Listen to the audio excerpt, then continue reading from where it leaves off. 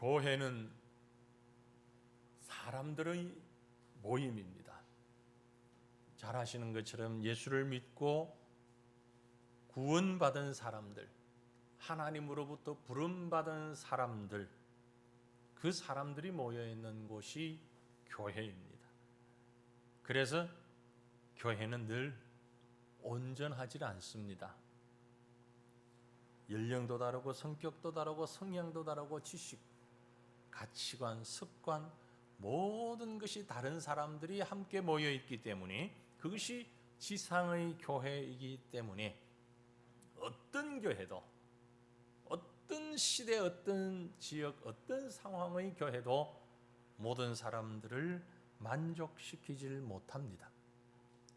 사람들이 만족하지 못하니 하나님을 만족시키지 못하는 것도 당연히 그럴 것입니다. 그런 면에서 교회에서의 문제 중에, 교회가 안고 있는 문제 중에 가장 힘들고 가장 어려운 문제가 무엇일까?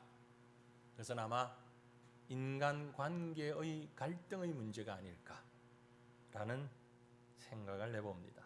신앙생활을 잘 하던 사람들이 교회를 떠나기도 하고 다른 교회로 가거나 혹은 여러 가지 시험에 걸려 넘어지는 모습을 보는데, 이 모든 것은, 가장 중요한 것은 바로 인간관계에서 생겨난 문제다, 그렇게 볼 수 있을 것입니다.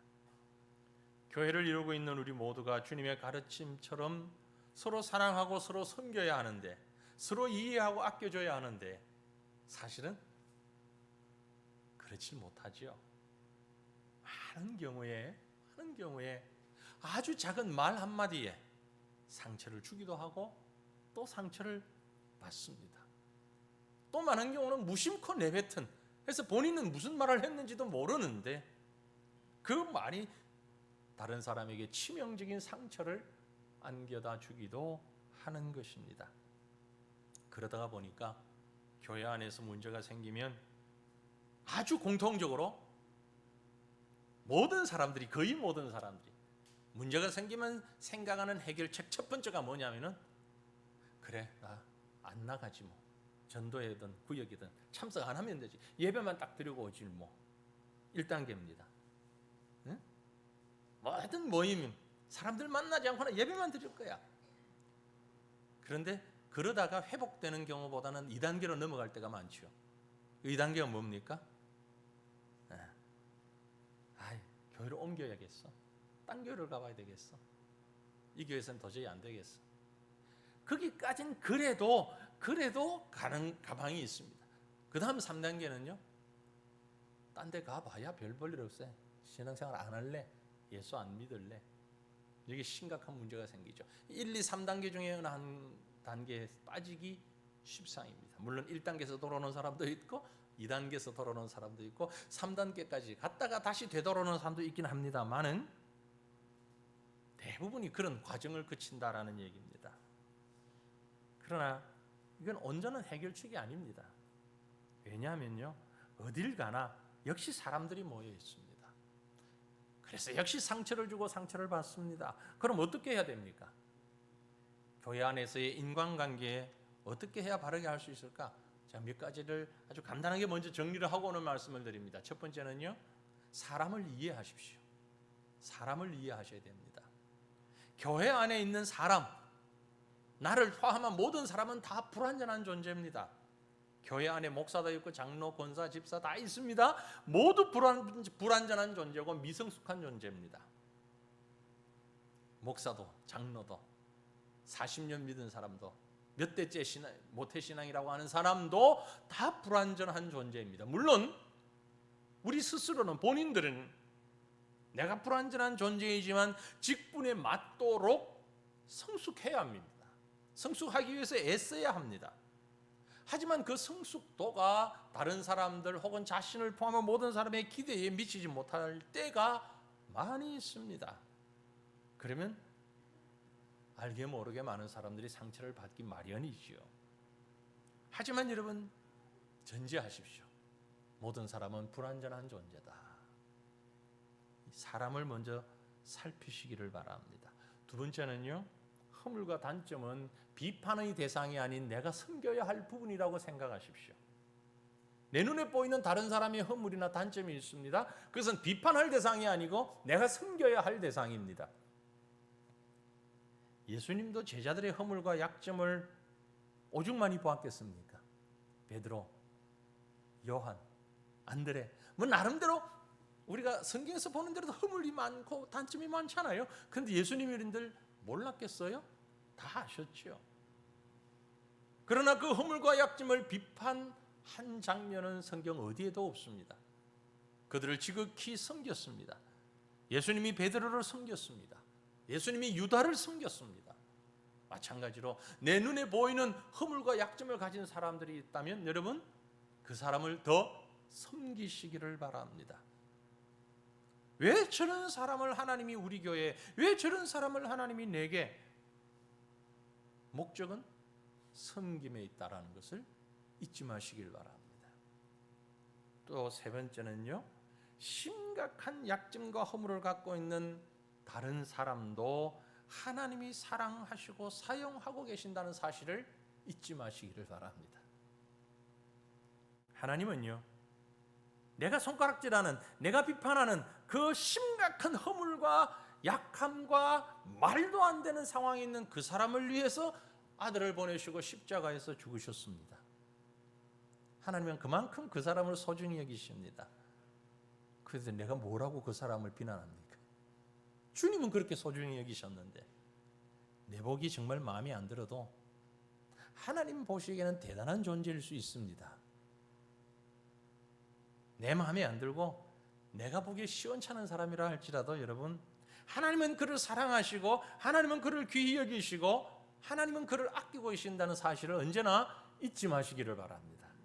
그러면 우리의 자세가 바뀌어질 수 있습니다. 그렇기 때문에 오늘 우리가 알아야 할 것은 교회 중심의 신앙생활은, 신앙생활이라고 하는 것은 하나님과 나의 관계만을 이야기하는 것이 아닙니다. 하나님과 나의 관계는 물론 나와 또 다른 내 이웃, 사람과 사람의 관계까지도 신앙생활이라고 하는 테두리 안에 포함되어 있는 것입니다. 우리는 자꾸 오해합니다. 신앙생활은 나와 하나님과의 관계만 잘 되면 그게 바른 신앙이라고 생각하는데 그건 절반밖에 아닙니다. 그건 절반이에요. 나머지 절반은 사람과 사람 사이의 관계, 인간관계, 이것도 신앙생활입니다. 그러므로 교회 안에 다른 지체들과 아름다운 관계를 만들면서 신앙생활하고 그들을 사랑하고 그들을 섬기는 것 또한 중요한 우리의 의무이기도 하다라는 말씀입니다. 오늘 이런 생각을 가지고 본문 말씀을 한번 들여다봅니다. 고린도전서는 제가 여러 차례 고린도전서 후서를 말씀드렸기 때문에 조금만 시간이 지나가신 분들은 다 여러 번 들었습니다. 고린도 교회는 여러 가지 문제가 있는 교회였다 생각하시지요? 고린도 교회가 안고 있는 문제는 현대 교회가 안고 있는 대부분의 문제들을 다 가지고 있는 그야말로 문제 백화점 같은 교회가 고린도 교회입니다. 그래서 여러분 혹시 길을 다니시다가 교회 이름들을 한번 보셨나요? 뭐 동네 이름을 가지고 우리 같으면 새과천교회, 또 어느 곳은 엠마오 교회, 어떤 곳은 뭐 안디옥 교회도 있죠, 제법. 그런데 고린도 교회라고 붙여놓은 교회 이름 보셨나요? 어디에도 못 보셨죠? 제가 알기로는 한국 땅에 고린도 교회라는 이름은 없었던 걸로 생각됩니다. 별로 붙이고 싶지 않은 이름일 수 있습니다. 왜냐하면 온갖 문제가 다 있는 종합 문제 백화점 같은 교회였기 때문에 그렇습니다. 그 중에 가장 심각한 문제가 뭐냐면 말씀드린 인간관계 문제였습니다. 고린도 교회는요, 누가 개척했죠? 바울이 개척을 했습니다. 그래서 바울이 개척할 때부터 시작되었던 그 계파가 있어요. 바울파. 그리고 이 성경이 기록될 때에 담임은 아볼로가 하고 있어요. 그래서 현 담임인 아볼로파. 사도 중에 그래도 전통성 있는 사도인 베드로의 가르침을 받아야 된다. 베드로파.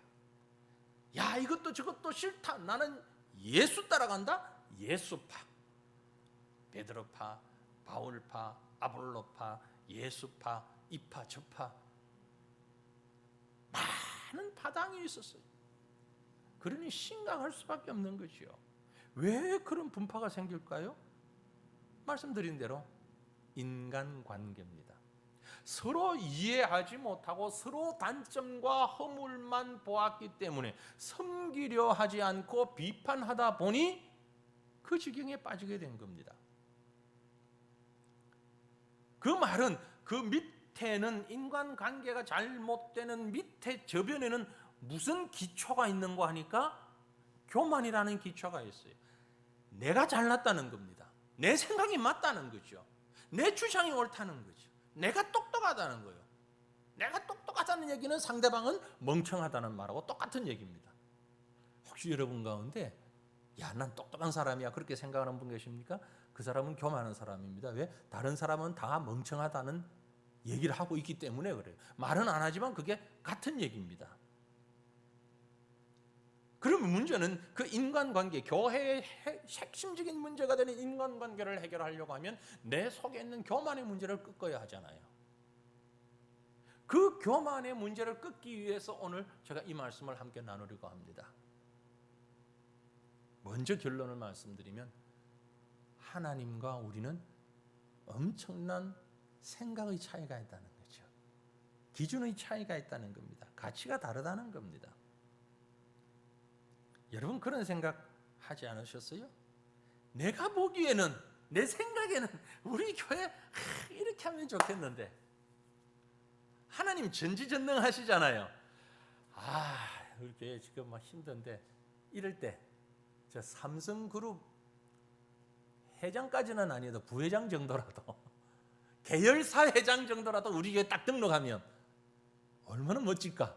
와서 11조를 탁 냈는데 우리 1년치 예산이 막 나와버렸어. 좋아요, 안 좋아요? 안 좋지요? 좋을 것 같아요? 그러면요, 우리 교회는 세과천 교회 아니고 삼성교회 돼요. 대우에서 오면 대우가 없어졌나? 현대에서 오면 현대교회 돼요. 그 사람의 교회가 된단 말이에요. 한 방에 해결할 수 있을 것 같은데 하나님은 그렇게 하지 않으신단 말이죠. 아니 하나님, 우리 교회에 좀 있는 석사, 박사 막 여러 분야의 박사 교수님들이 쫙 모여가지고 정치인도 좀 있고 국회의원도 있고 우리 교인들 가운데 장관도 나오고 뭐 이런 사람들이 좀 있으면은 얼마나 좋을까요? 하나도 안 좋아요. 왜요? 그들의 교회가 되니까.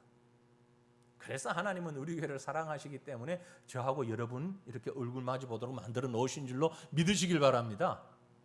아멘 안 하신 분들은 지금 속에서 엉뚱한 생각하고 있는 분이에요. 그래도 재벌 하나 들어오면 좋지. 정말 그럴까요? 왜 하나님께서 저 김정은이 마음을 확 돌려놓거나 이렇게 코로나가 이런 말 하면 안 되지. 어쨌든 그 사람 하나를 어떻게 딱 해버리고 나면 남북 통일될 텐데 왜 이렇게 남북 통일을 어렵게 만드시나요? 하나님 그에 대한 대답이 뭐라고 하실 것 같아요? 요즘 막 유행하는 말이 있죠. 그건 네 생각이고 그건 네 생각이고 하나님의 생각은 다르다 이 말이에요. 자, 그럼 우리가 좀 더 생각해 보십시다. 아주 중요한 것. 왜 하나님께서는 이렇게 하실까?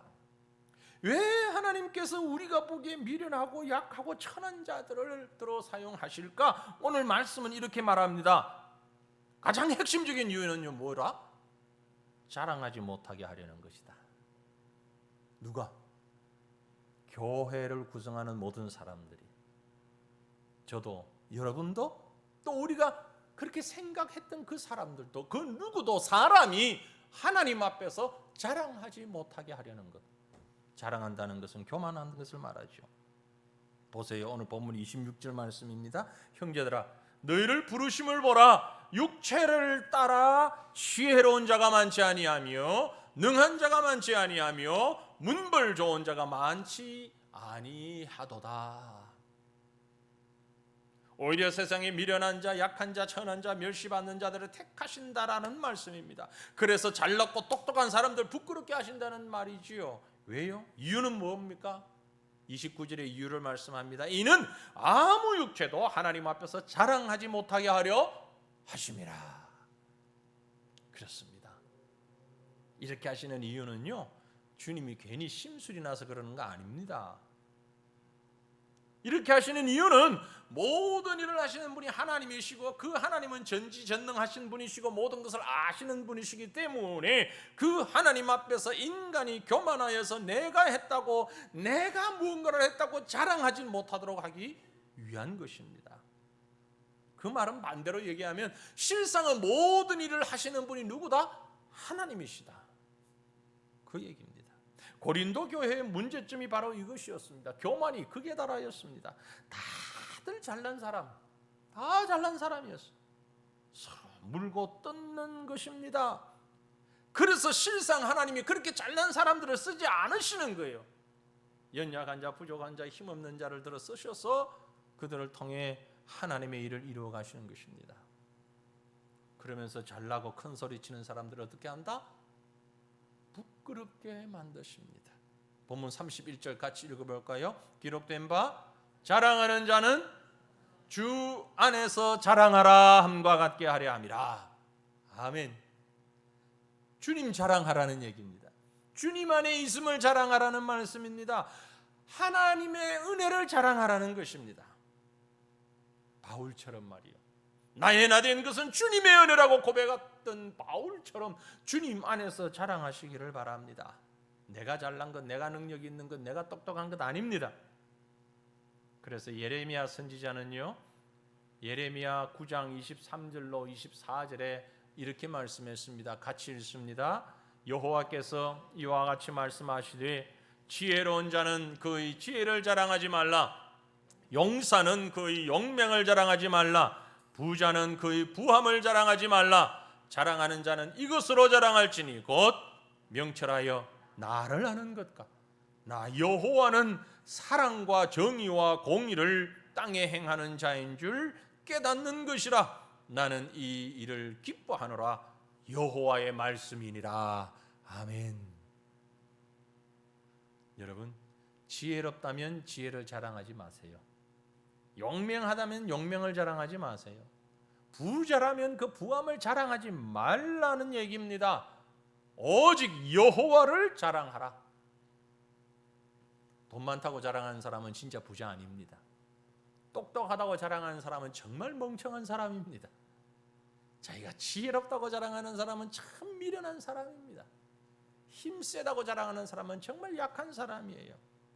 내가 뭘 안다고? 내가 뭘 힘이 있다고? 능력이 있다고? 천만에요. 하나님이 베푸신 은혜일 뿐입니다. 그러므로 오직 자랑할 것은 주님의 은혜임을 믿으시기를 축원합니다. 그 은혜를 감사하며 그 은혜를 자랑하는 저와 여러분이 우리 교회가 되시기를 간절히 바랍니다. 두 번째, 하나님께서 왜 우리같이 연약한 자들만 모으셨는가? 하나님은요, 겸손한 사람을 원하시기 때문에 그렇습니다. 하나님은 겸손한 사람을 원하십니다. 오늘 본문을 다시 한번 자세히 읽어보면요, 자랑을 못하게 할 뿐만이 아니라 한 걸음 더 나아가서 자랑을 못하게 하는 것이 소극적인 측면이라면 적극적인 면에서는 겸손하도록 하기 위함입니다. 26절을 다시 보면은 형제들아 너희를 부르심을 보라. 육체를 따라 지혜로운 자가 많지 아니하며 능한 자가 많지 아니하며 문벌 좋은 자가 많지 아니하도다. 누구를 부르신다고요? 육체를 따라 지혜로운 자 부르지 않고 능한 자 부르지 않고 문벌 좋은 자 부르지 않는데, 그러나 이 말을 자세히 보면 육체를 따라 지혜로운 자가 있다는 말입니까? 없다는 말입니까? 있다는 말이죠. 많지는 않지만 있다는 얘기입니다. 그렇습니다. 있어요.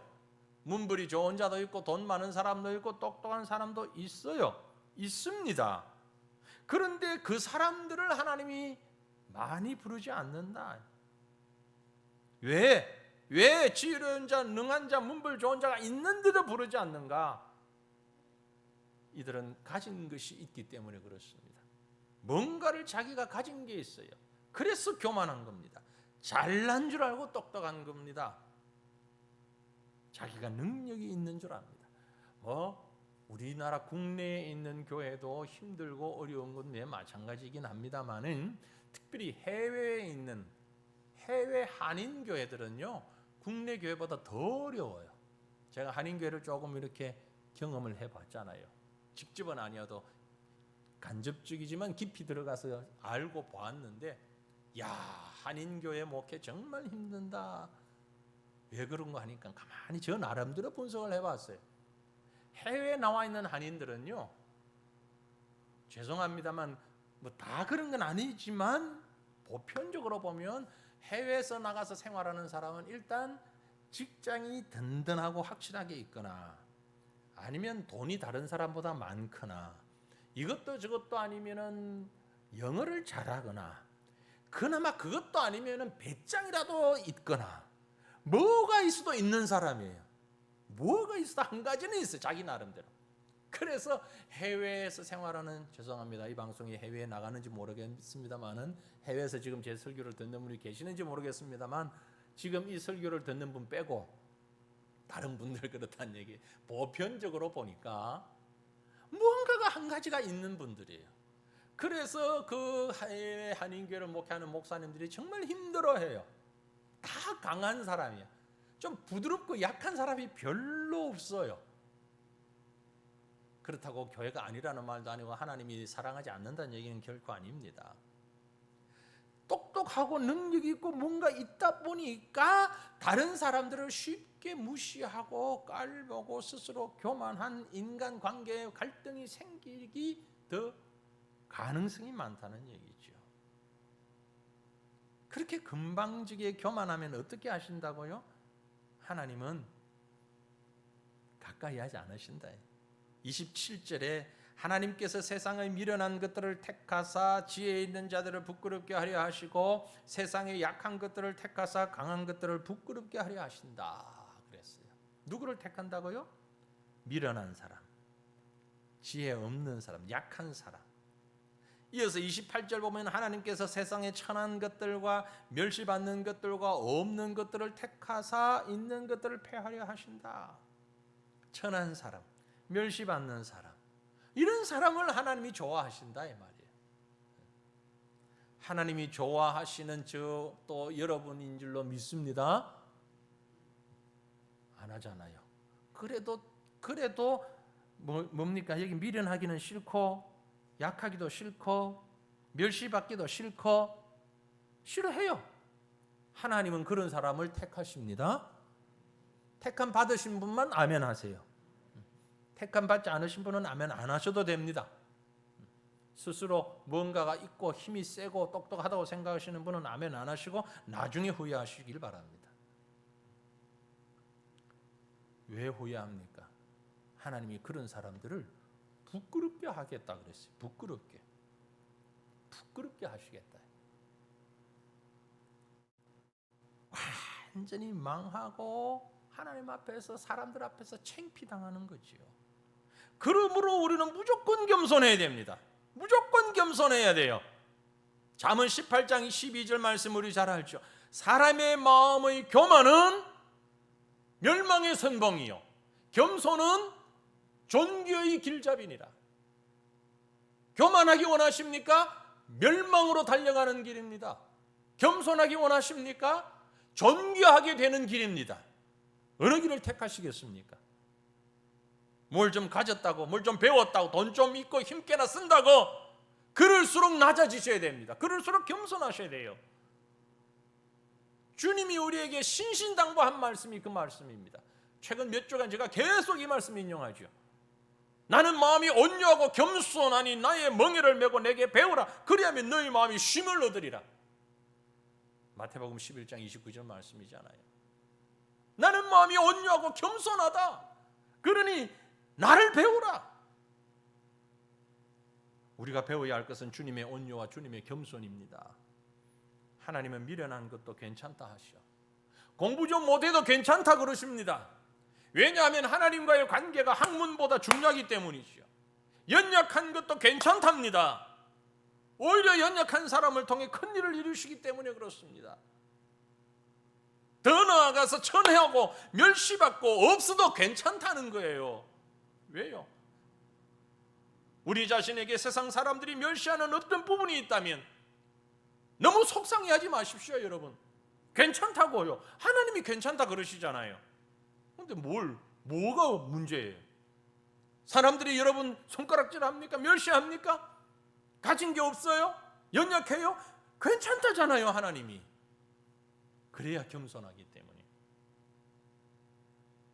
하지만 여러분, 미련하고 연약하고 천한 것으로 끝나서는 안 됩니다. 겸손하게 하나님을 의지하셔야 돼요. 하나님 닮으셔야 돼요. 좀 전에 봤던 27절, 28절을 다시 보면 택하사라는 말이 몇 번 나옵니까? 3번씩 나옵니다. 택하사, 택하사, 택하사. 하나님의 택함을 받는 존재가 된 것입니다. 고린도 교회가 바울이 개척을 하고 세워놓고 곧바로 떠나자마자 세상 문화인 헬라 문화가 들어오고 교회 안에 온갖 세상의 철학과 성적으로 부패한 사람들, 빈부격차를 가진 사람들, 결혼과 이혼과 심각한 가정 문제를 가진 사람들이 다 밀려 들어왔어요. 그러면서 거기에서 소용돌이 치면서 서로 파당을 일으키고 서로가 비판하고 서로를 바라보면서 허점을 드러내고 하루도 잠잠할 날이 없었습니다. 그래서 주님이 오늘 고린도 교회를 통해서 우리에게 말씀하고 가르치시는 것이 있습니다. 교회 안에서 진정으로 겸손한 자는 누구인가? 교회 안에서 진짜 겸손한 사람은 누구인가? 우리는 이걸 착각을 많이 합니다. 어떤 사람이 겸손한 성도입니까? 뭘 직책을 맡기면 아이고 안 합니다. 못 합니다. 이거 좀 봉사하시죠. 아이고 나 못해요. 교사 좀 하시죠. 아이고 나 교사 못해요. 성가대 아이고 나 성가대 못해요. 안내 아이고 나 안내 좀 못해요. 못해요. 그게 겸손한 사람입니까? 천만에요. 아닙니다. 겸손을 잘 모르시는 거예요. 회장 하셔야지. 나 회장 감이 못 돼요. 다른 분 회장 하셔요. 그거 겸손 아닙니다. 교회 안에서 믿음 안에서의 겸손은 무엇인가 하니 여러분 잘 기억하십시오. 세상에서 사용하던 지식, 세상에서 사용하던 기술, 방법, 세상에서 쌓은 경험, 그것 가지고 교회 안에서 무언가를 해보려고 하는 사람은 가장 교만한 사람이고, 무엇을 하든지 세상적인 방법이 아닌 주님 안에서 주님이 원하시는 방법으로 주님 의지하며 하려고 하는 사람이 겸손한 사람이에요. 그 사람이 겸손한 사람이에요. 일하는 사람이라고요. 일을 하는데 내가 세상에서 말이야 이 분야에서 내가 30년을 40년을 있었으니까 이 분야에 대해서는 내가 전문가야. 그러니까 내 방법대로 내 뜻대로 해. 그 교만한 사람이에요. 그게 교만한 사람이에요. 글쎄요, 제가 아직 다 파악을 못해서 그런지 모르겠습니다만 만약에 우리 교회에 심리학 박사가 계신다면, 목사를 이렇게 보면서 그거는 심리학적으로 그렇게 하면 안 되는데 목사는 잘못하는 거야. 사람은 말이야 심리적으로 이렇게 다뤄야 되고. 아주 교만한 사람이요, 그 사람이. 세상 교만한 사람이에요. 세상에서 쌓은 지식을 가지고, 세상에서 가진 경험을 가지고, 교회 안에서까지 내가 말이야 우리 동창에서 동창 회장을 몇 년을 했는데 내가 전도회 하면 잘할 거야. 아주 교만한 사람이에요. 세상적인 방법 교회 안에서 적용시키지 마십시오.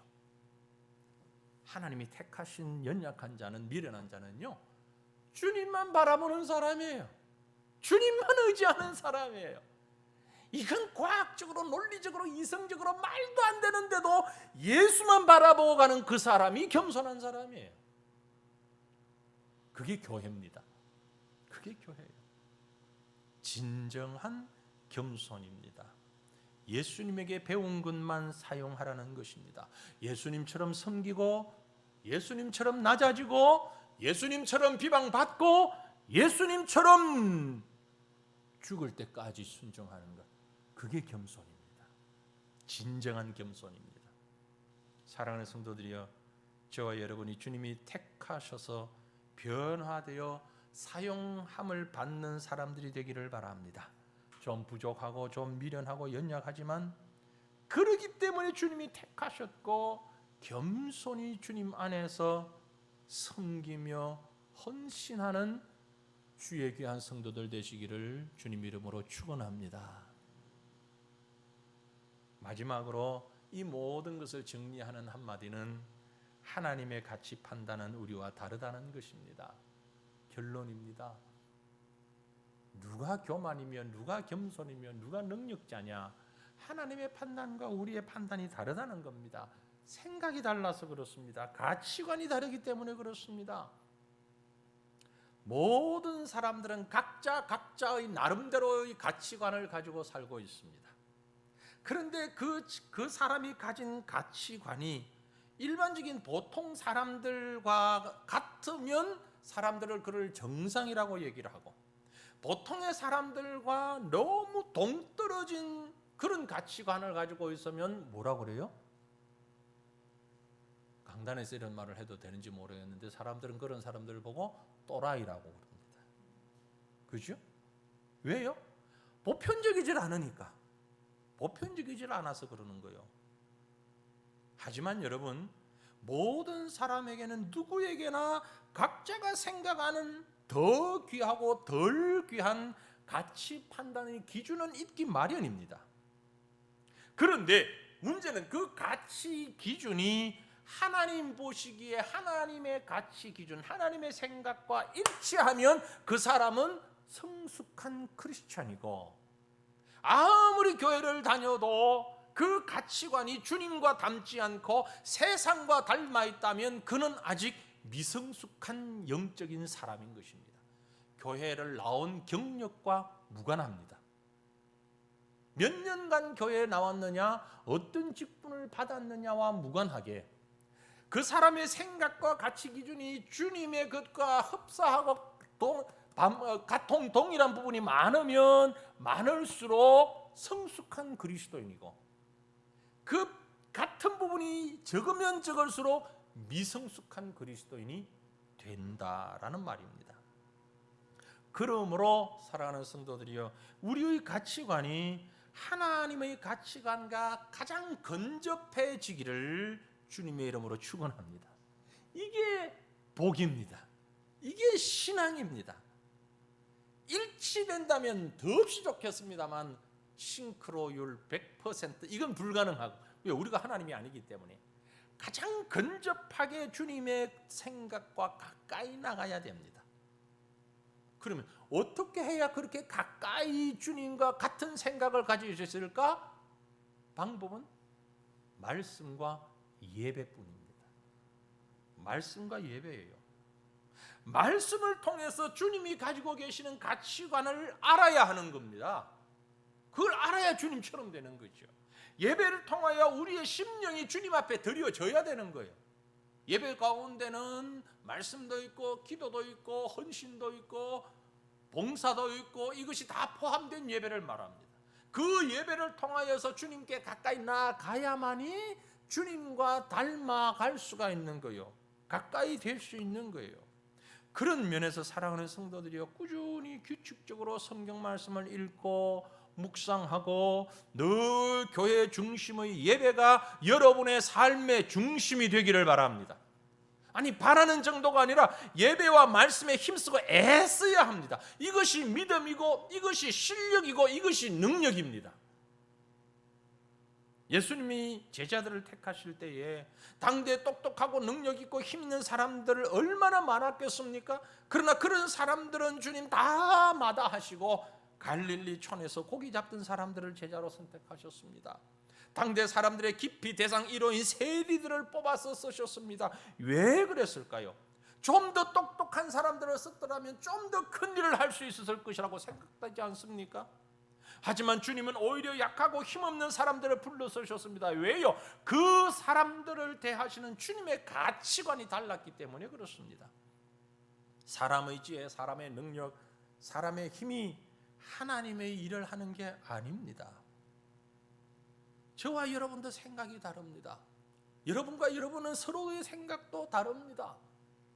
우리 지금 예배당 건축 다 됐는데 아직 준공이 나질 않아가지고 기다리고 있잖아요. 참 어떨 때는 속도 상하기도 하고 어떨 때는 참 보람도 느끼고 그러는데, 제가 요즘은요 혼자서 웃을 때가 많아요. 혼자서 웃어요. 왜냐하면 예를 하나 들어볼게요. 어떤 분은요, 아이고 목사님 십자가가 저게 뭡니까, 좀 올라가가지고 멋지게 크게 딱 비치면 좋을 텐데 십자가가 있는지 없는지도 모르고 저게 뭐예요. 또 어떤 분은요, 야 십자가가 너무 멋있어요, 너무 은혜로워요, 그것도 위에 이렇게 뚜껑을 탁 덮어가지고 저게 뭐예요, 십자가 위에 뭐 이런 게 있어. 그런데 그걸 탁 덮어서 뒤에 아파트 사람들이 불빛이 안 비치게 배려를 해주시니까 얼마나 좋은지 몰라요. 자기들끼리 생각이 다 틀려. 어떤 분은요, 문이 왜 이래 많냐고 막 교회 저도 몇 개인지 다 못 세봤어요. 문이 많긴 많아요. 엄청 많아요. 그 현장 소장님이 열쇠 꾸러미를 들고 오는데 뭐 열쇠가 이것만, 문이 워낙 많으니까. 근데 문이 많아서 좋대요. 이리 가도 통하고 저리 가도 통하고 위험할 때도 이리 가도 되고 저리 가도 되고 너무 좋대요.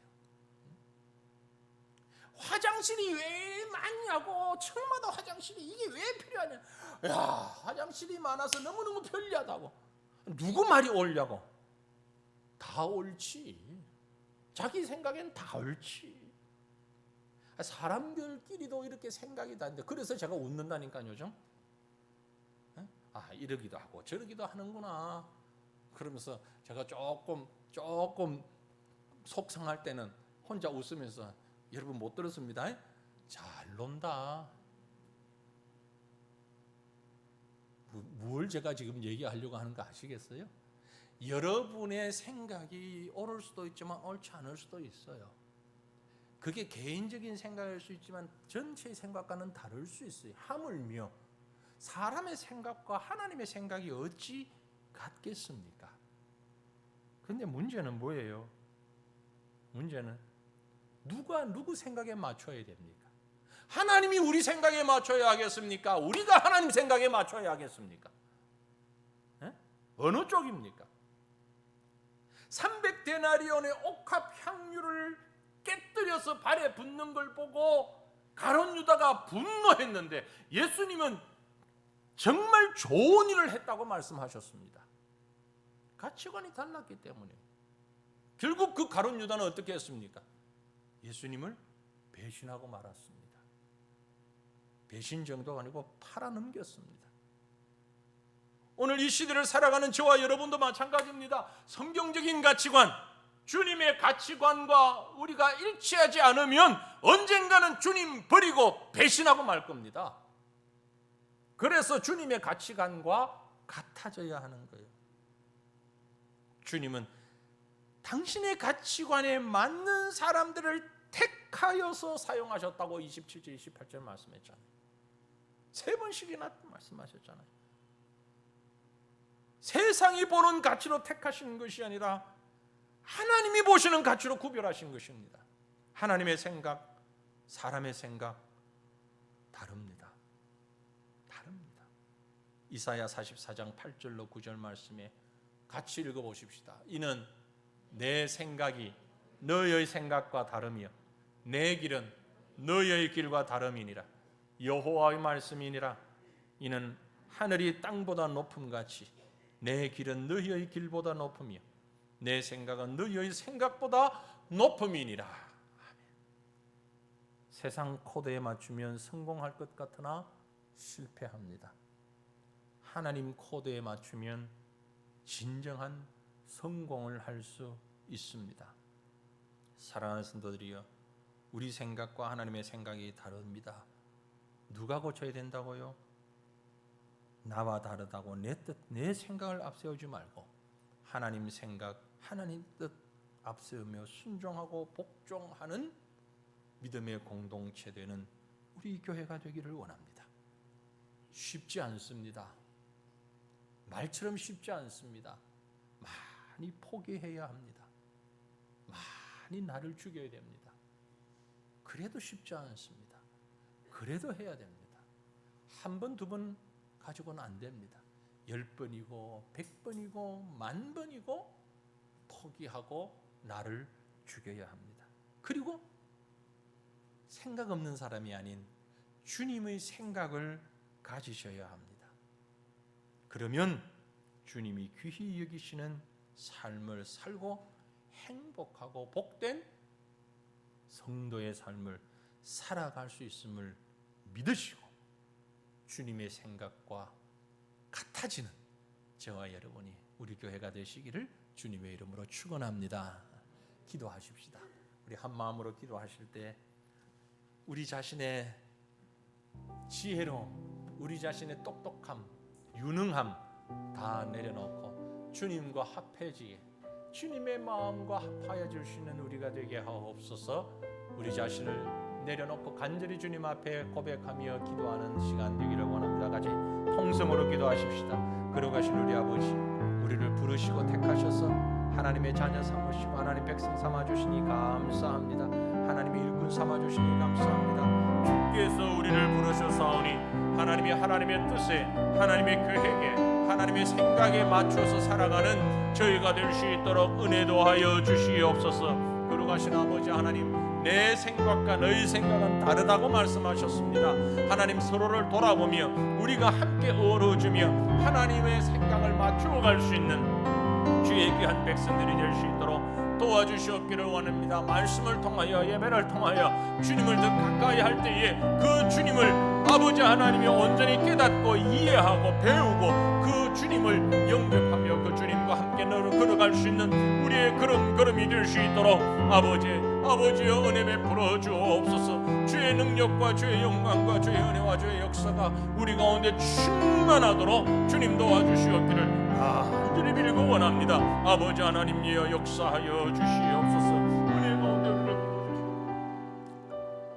우리를 택하시고 부르시고 자녀 삼으시고 일꾼 삼아주신 하나님, 우리 주님을 찬양합니다. 이 땅에 정말 잘나고 지혜롭고 유능한 사람들 많이 있는데 그들 부르지 아니하고 오히려 연약하고 우둔하고 무능한 죄를 불러주신 주님, 그 주님의 마음을 깨닫는 저희가 되게 하옵소서. 내가 아는 그 조그만 지식 앞세워서 다른 사람들을 가르치려고 하는 어리석은 교만의 죄를 범하지 아니하게 하옵소서. 내가 경험한 그것이 전부인 것처럼 큰 소리치며 다른 사람들 무시하고 자기 목소리만 높이는 교만의 죄를 범하지 아니하게 하옵소서. 하나님이 나를 택하셨고 하나님이 나를 불러 세우셨으니 그러므로 오직 하나님께 배우기를 원합니다. 도무지 끝이 보이지 않으시는 하나님의 인내와 하나님의 사랑과 그 긍휼을 배우기를 원합니다. 보내어 주신 독생자 예수님에게서 온유와 겸손과 십자가의 사랑을 배우라 하셨사오니 주님, 우리가 그렇게 주님 배워가게 하옵소서. 하나님, 우리에게 주어진 모든 상황, 모든 일들 속에서 우리 하나님과 같은 생각을 가지고 같은 가치 기준 가지고 살아가는 저희가 되기 원합니다. 아버지 하나님과 동일한 가치관을 가지고서 교회를 섬기고 주님이 맡겨주신 직분을 감당하며 하나님의 성령의 도우심을 힘입고 살아가는 온전한 믿음의 사람, 하나님의 사람들 되는 저희가 되게 하옵소서. 우리를 위해서 친히 겸손과 사랑의 십자가를 지신 우리 주 예수님 이름으로 기도 올리옵나이다.